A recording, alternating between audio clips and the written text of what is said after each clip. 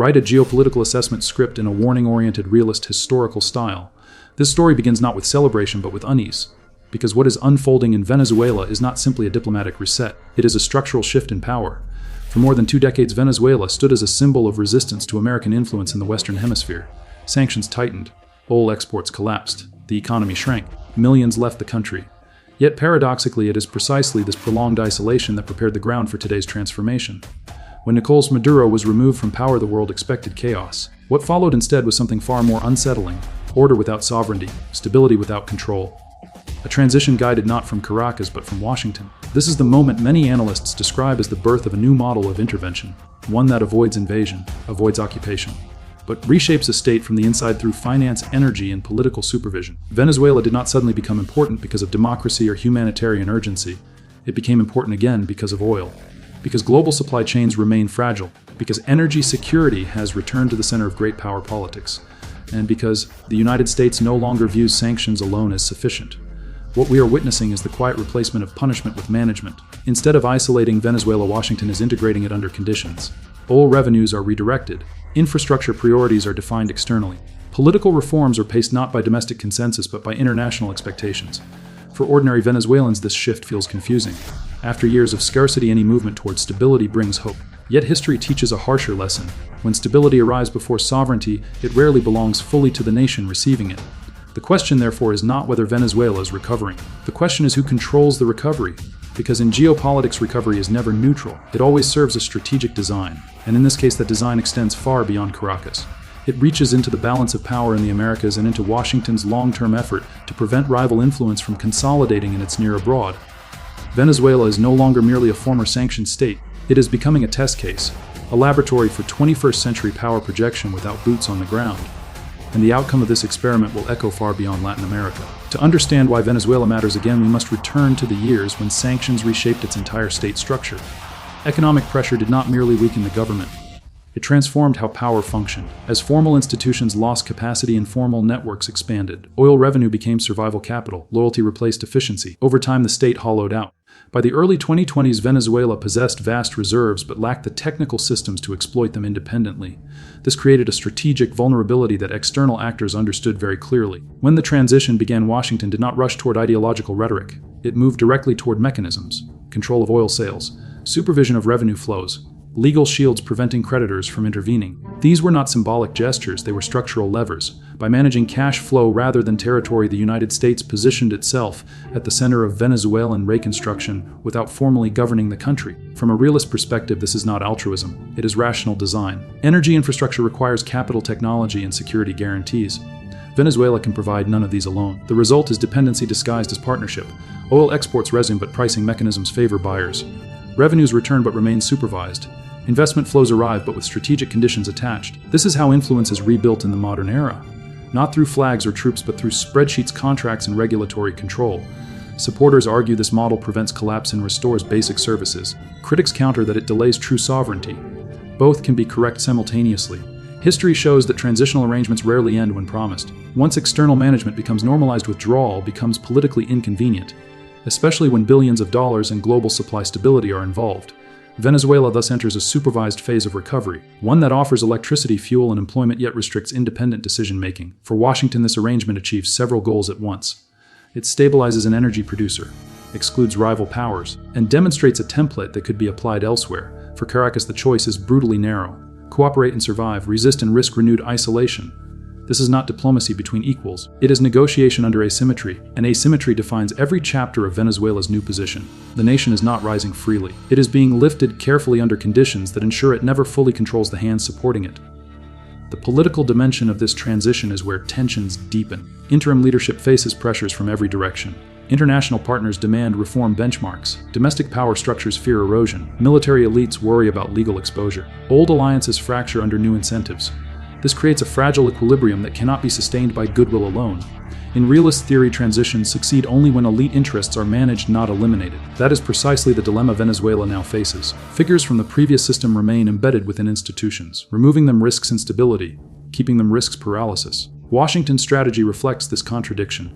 Engagement is selective, pressure is constant. Sanctions are not fully lifted but partially suspended, creating leverage that can be reactivated at any moment. This keeps decision-makers aligned while avoiding open confrontation. From the outside, it appears cooperative.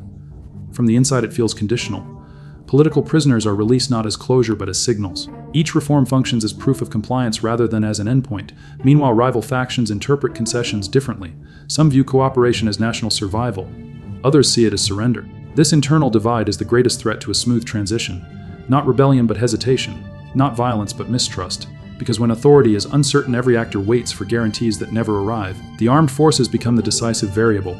Their neutrality determines stability. Their defection determines collapse. Yet they too operate under uncertainty. Legal risks abroad, political risks at home. Loyalty becomes transactional. In such an environment, external supervision appears attractive because it reduces unpredictability. But it also delays internal reconciliation. Venezuela therefore moves forward without resolving its past. This is dangerous. States that postpone political settlement in favor of economic normalization often discover that unresolved grievances resurface later with greater force. The calm of transition can hide accumulating pressure. For now, order holds. But it is maintained by expectation, not consensus, and expectation is fragile. As long as oil flows and salaries return, the system survives. If either falters, the political bargain unravels. The transition is therefore not a destination. It is a balancing act performed under constant surveillance. Beyond Venezuela itself, the implications extend across the hemisphere. For the United States, this transition is about more than one country. It is about restoring credibility in its near abroad after years of distraction. Latin America has watched global power shift toward multipolar competition. China expanded trade, Russia pursued security ties, Iran sought symbolic footholds. Venezuela became a convergence point of these rival influences. Reversing that trend carries strategic value far exceeding oil revenues alone. By repositioning Venezuela, Washington signals that the Western Hemisphere remains a prioritized theater. Not through confrontation, but through reintegration under rules it defines. This approach contrasts sharply with Cold War intervention. It avoids ideology and emphasizes functionality, energy stability, financial transparency, political predictability. The message is subtle but firm. If alignment brings access, defiance brings isolation. For regional governments, this sets a precedent. It suggests that the era of absolute autonomy is narrowing, that economic survival increasingly requires strategic alignment. Yet this also generates quiet anxiety, because dependence once established is difficult to escape. Smaller states observe Venezuela carefully, not as a warning of collapse, but as a case study in conditional recovery. The global system is entering an age where sovereignty is not removed but negotiated, where states retain flags and anthems yet surrender policy space in exchange for stability. Venezuela now stands at the front of this transformation. Its future will shape how other sanctioned or crisis states evaluate their options, resist and endure hardship, or comply and recover under supervision. Neither path is ideal, both carry long-term costs. The tragedy of geopolitics is that weak states rarely choose freely, they choose among pressures. Venezuela's new position, therefore, reflects the reality of 21st century power. Influence flows through energy networks, finance systems, and legal frameworks, not through conquest. The nation is returning to the global economy, but on terms shaped by stronger actors. Whether this leads to genuine renewal or prolonged dependency will depend on how long external management persists and whether internal institutions regain real authority. The answer will not come quickly. History moves slower than headlines, and the most important battles ahead may not be fought in streets or palaces, but in contracts, policies, and quiet negotiations behind closed doors. As the transition continues, the economic layer becomes the central battlefield. Not because of ideology, but because money determines endurance. Venezuela's recovery narrative is built around oil, yet oil alone cannot rebuild a state. Years of mismanagement hollowed out logistics, education, health systems, and industrial capacity. What now emerges is a reconstruction model tightly sequenced by external planners. First stabilize revenue, then repair extraction, then restore electricity. Only after that does broader development begin. This order is not accidental. Energy enables everything else. Without power grids, refineries remain idle. Without refineries, exports stall. And without exports, political promises collapse. For ordinary citizens, the return of fuel and electricity feels like relief. But relief can mask dependency, because the capital funding these repairs does not originate domestically. It arrives through conditional channels. Investments are approved based on compliance benchmarks. Delays in reform slow funding. Progress accelerates disbursement. This transforms politics into a performance economy, where policy becomes a signal rather than a decision. At the same time, American corporations re-enter the landscape not as opportunistic actors, but as structural partners. Their presence locks Venezuela into long-term contractual relationships that outlast political cycles. Supporters argue this guarantees professionalism and efficiency.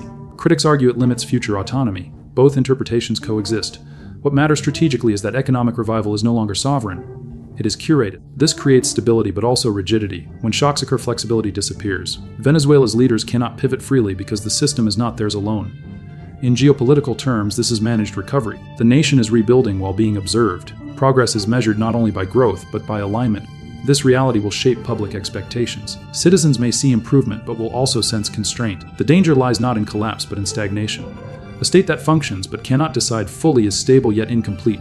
History suggests such systems endure only as long as external interest remains high. When attention shifts, unresolved weaknesses resurface. For now, Venezuela moves forward carried by momentum rather than ownership.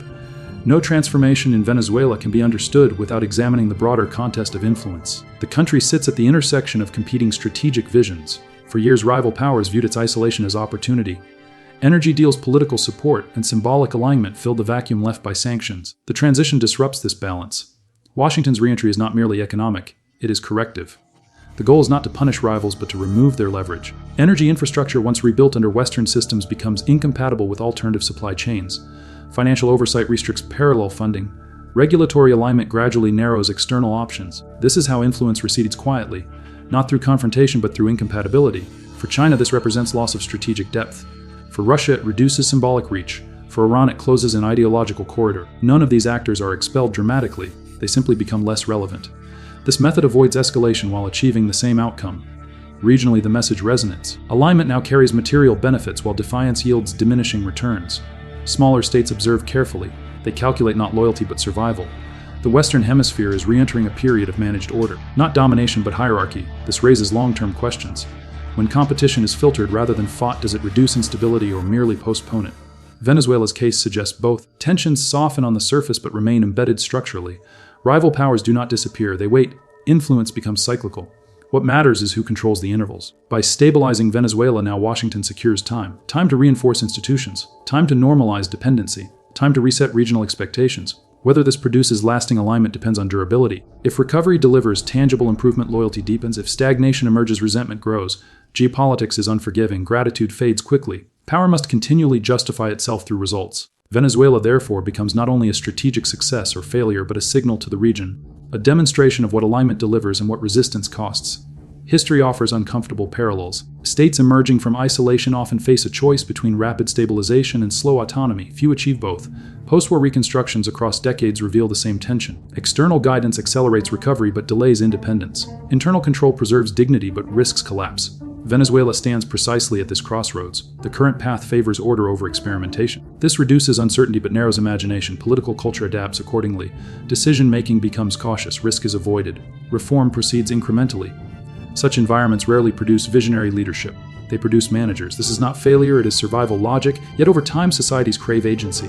Stability alone does not satisfy identity. When people regain basic comfort, they begin asking deeper questions. Who decides? Who benefits? Who owns the future? These questions cannot be deferred indefinitely. The transition phase buys time but does not resolve legitimacy. That must emerge domestically. External actors can facilitate but cannot substitute. This is the limit of managed recovery. It stabilizes structures but cannot manufacture trust. Trust grows only through internal consensus. If political reconciliation remains, postponed divisions harden beneath the surface. When external supervision eventually loosens, unresolved conflicts reappear with greater intensity. History warns that transitions frozen too long fracture suddenly. Venezuela must therefore convert stability into sovereignty gradually. This requires rebuilding institutions, not merely infrastructure. Courts must function independently. Revenue oversight must localize. Political competition must normalize. None of this happens quickly, but without it, recovery remains superficial.